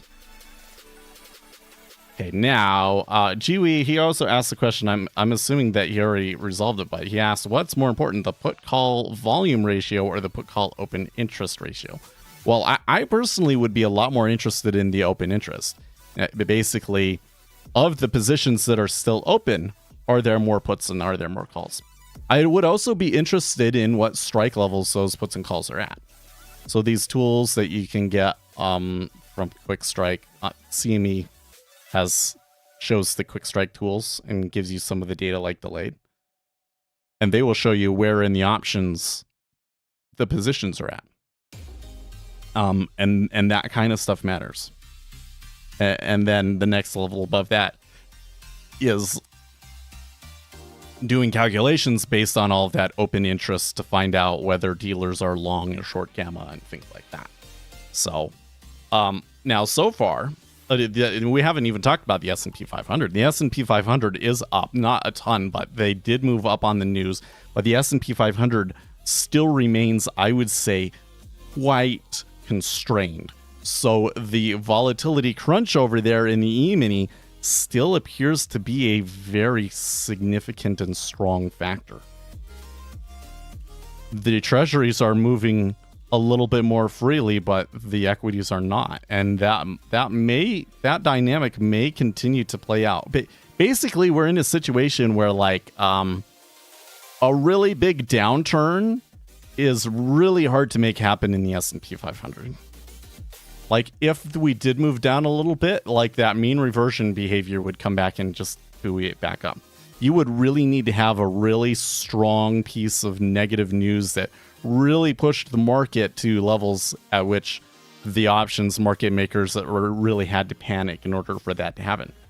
So I think that at least for the next week, I mean, we got the Federal Reserve meeting next week, so that's kind of like a huge risk.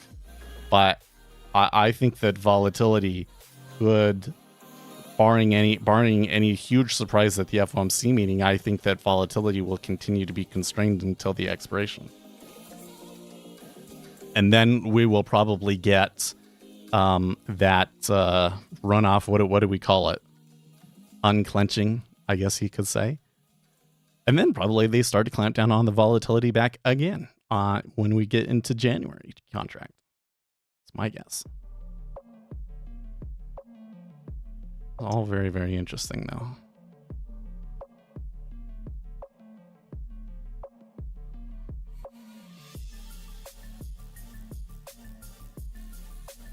So, do see the treasuries maybe found a temporary floor right there. It was good for a few back ticks.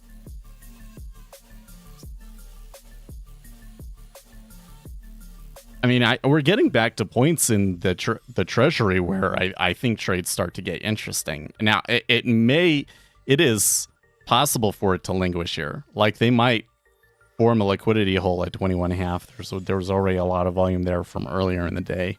So they may just kind of settle in there.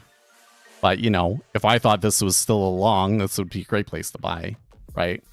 And if I thought it was a short, you know, if they're going to continue short, this, once they get below this, is what they would maybe start to accelerate. So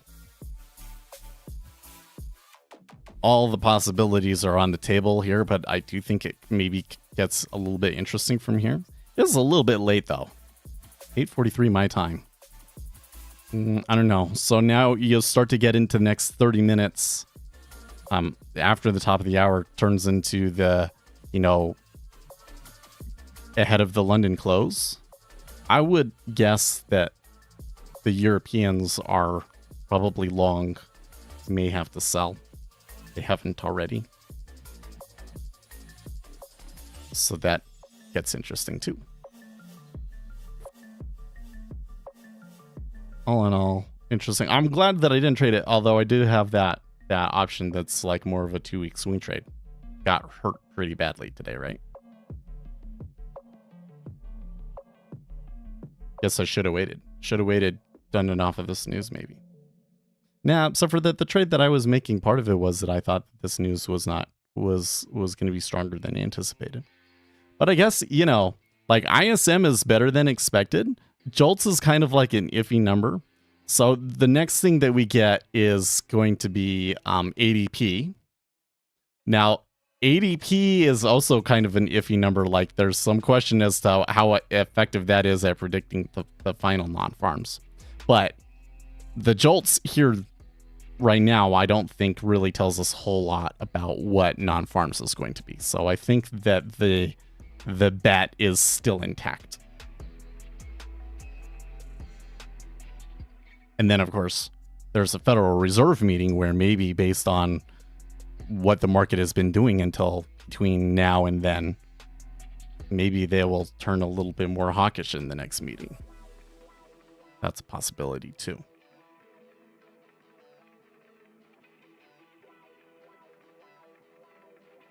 Okay, well, there's the S&P is breaking to new highs again.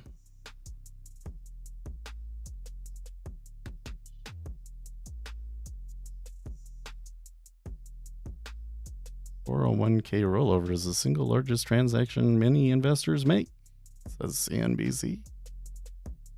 This is pertinent to my interests, I suppose. Wow, Harris X National poll has Trump up 53 to 47. 6 points. That's pretty significant, actually. I don't know if that poll is a particularly great one, but geez.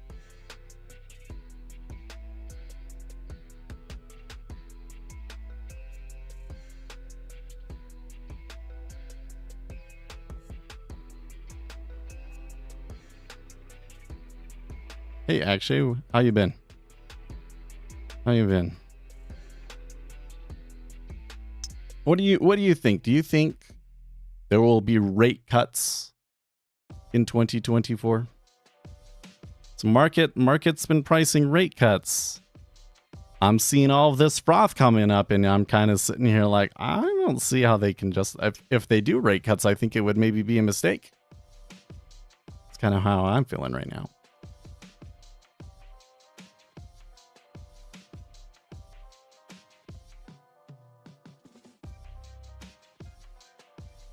But I guess if that's my theory, the question is, how low does this rate have to get before the Federal Reserve is like, hold on a second. Hold on a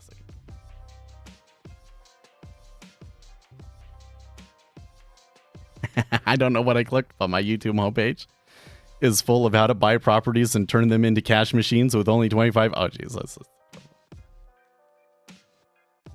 I mean, there was a time when that strategy worked really, really well, but it's not this one where interest rates are so high. I guess if we have a recession and you have the money, then you should totally do that, right? If that happens, I'll probably put some money into a property or two. Sure. Hey, we started to get like the signs that there was like maybe, well, we did get a higher high. Sorry, flipping back down. Let's see. Liquidity does appear to have recovered somewhat. I mean, we got like 26s up here now, but it's still being awfully chippy. So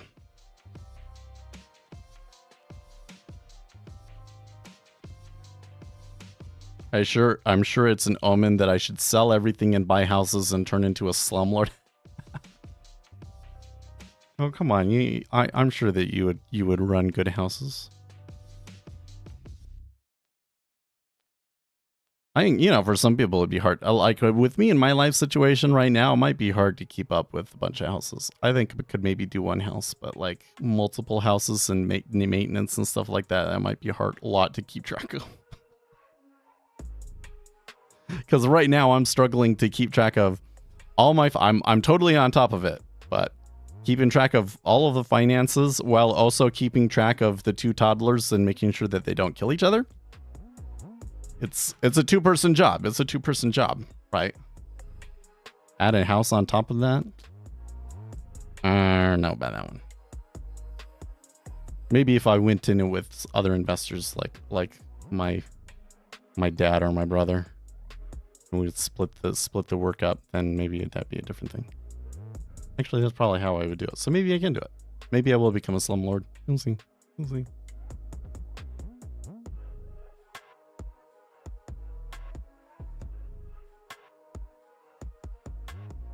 I'd rather become a millionaire by catching some amazing swing trade in the treasuries going into a recession or something like that, right? One of these days it'll happen. One of these days. Last time around, I would have caught it in the pandemic if I wasn't, hadn't made so many mistakes before that. But next time around, I'll be prepared, right? But I don't know. I'm still kind of like, I don't think that we're gonna have a recession. That's where like this. I guess I just don't believe. Maybe I guess I just don't believe the soft landing narrative. Like I think that if you don't get a recession, that the froth will come back and you get inflation again, and then they'll have to raise interest rates again, which will just cut the market off at the knees.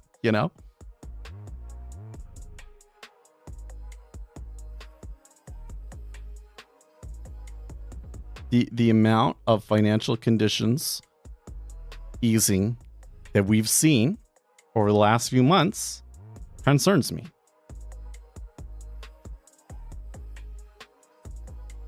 And when I go and I see Bitcoin busting new highs and everybody on Reddit getting super excited about it again, and people going crazy over GameStop and all of these other meme stocks that are completely worthless again, that makes me say, I'm not, maybe inflation come back. Want to know useless trip? Of course. Is it about the Federal Reserve or finance? I mean, because if it's like useless trivia about like pigs or something, I don't know well, maybe if it was pigs, because apparently they're super pigs from Canada are invading our country, guys. Heard about that story.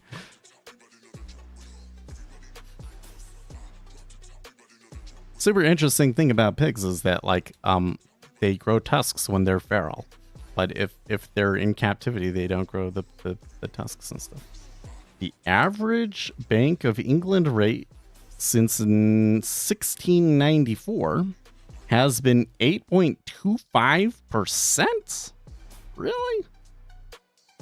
Well, okay, so first of all, I would anticipate interest rates over a very, very long time horizon as the society becomes more efficient and we have more financial innovations and so forth. I would expect the interest rate to come down. But you say the average since 1950 is 9.75.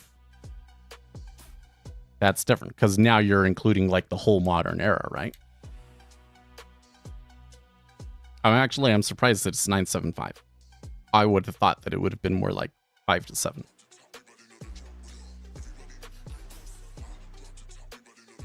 If you were to say, yeah, they had 2 decades of wait, really? In England? Yeah. Okay, well.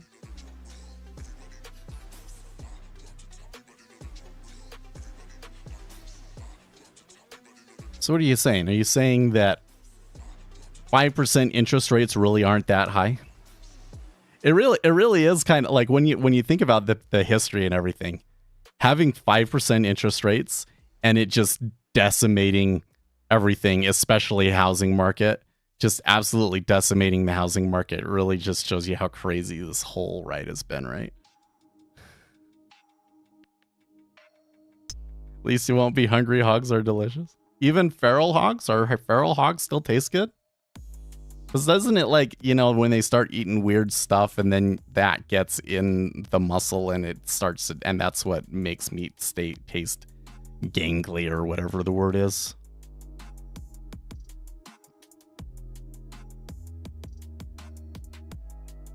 We are just returning to what should be the normal cost of money. I totally agree with that. Totally agree with that. I think that 5% it would be normal. I think that given all of the other conditions, such as like currently open loans and things like that, it's relatively tight, and so that's a problem. But I could totally see a scenario where they leave interest rates at 5% for a long time. There's a small recession and they have to bring interest rates down a little bit, but then they bring them back up and they just kind of stay around 5% for a long time. Like another decade. But instead of a decade of 0, it's a decade of 5%. I could totally see that happening. Not saying I think it's likely, but as a possibility, for sure.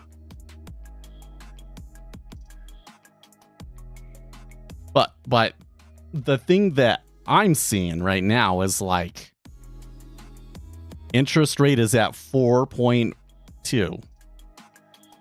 Okay. But they're saying that the Federal Reserve is going to maybe reduce interest rates twice next year. That's going to put the 10-year like way lower. That might put us back towards 3.5, 3. And then at that point, I say that would be too easy. That would be too easy unless we were in a really strong soft spot. Like I need to start seeing economic data and especially jobs data show real weakness to justify rate decreases like that. Because, and the reason I say that is because what you're seeing is that the froth comes back so easily. Because you haven't had a recession, you haven't cleared the playing field. So as soon as you start to go easy again, all of these people that were doing all the crazy stuff immediately come back in and start doing crazy things. And some of those crazy things result in inflation, right?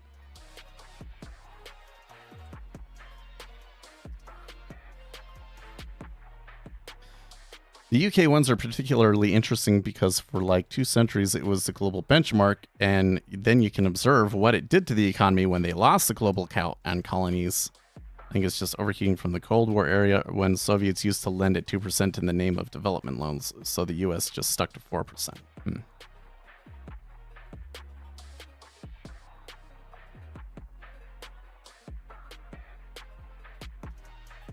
I mean, the thing is that for its time, 0% interest rate policy, ZERP, did work really well. It did work really well. It's just that, like, now that we're no longer able to have 0% interest rate policy, what are the negative knockoff effects of that? Might be a little ugly, right?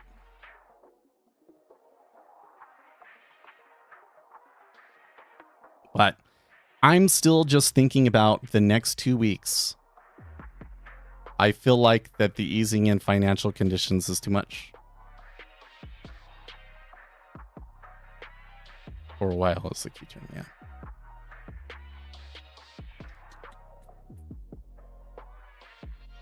By the way, we did have a little bit of a move along, and it was accompanied by a little bit of volume. So I think I could say that there are still some large players that want to buy off of that news, but, you know, because of the liquidity hole and everything else, they're having a really hard time, like, really pushing it up. And so I think that we probably will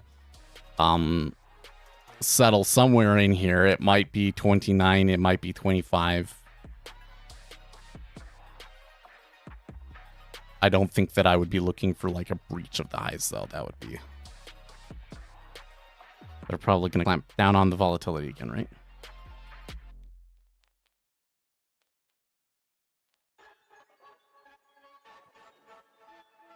For a while is a key term. When that turns into forever, it creates problems. Yeah. If it's only the banks that are willing to have a party, that will... Then there will be a party? Oh, the banks will always have a party. I guess the whole thing is this. It seems to me that capital allocation in the West is broken. So the whole theory is that if you allocate capital properly, then you make more money and that gives you more capital to allocate. And so the people that are good at allocating capital get the money and allocate it. Then we started doing things like printing money and just giving it to the banks, and then they were like they didn't know where to put it. And so they just put it into the market reflexively. They're not actually making a whole lot of decisions about, oh, it should be this company or that company or whatever, right? Now there's all of these perverse incentives where it's like a bunch of people get money. Oh, let's go buy GameStop with it, even though that company is probably doomed. There's still these crazies that believe in it and pump it up to just absolutely ridiculous levels. Hey, when it first happened, cool. But now after that, it's become a cult. It's become a cult after that. And that's where our money is going. Not like some innovative company that is, making some sort of the next big market breakthrough. The money is not going to where it needs to go. So there needs to be some reality injected back into this market. And yeah, maybe that is, there needs to be a recession, because nothing will get people to go, oh, maybe I shouldn't invest in companies that are about to go bankrupt. Quite like a recession causing those companies to actually go bankrupt to get people to wise up, I blame the Japanese.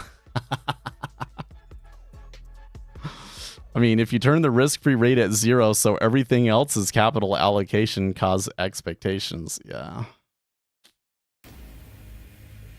it is. It's a negative effect of ZERP.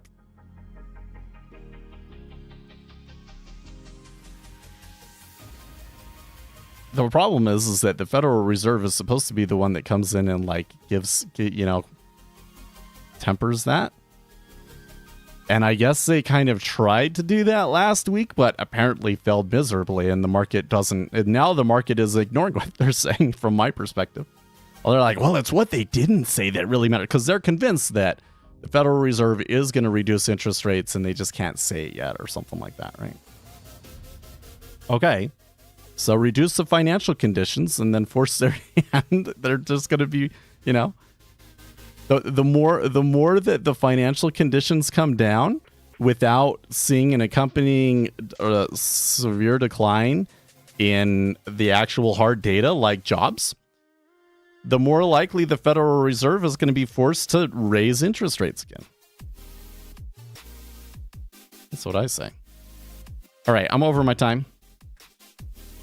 I'm not the best. I mean, I didn't take any live trades over here, but I am long puts on TLT, so I guess this is a big loser for me today.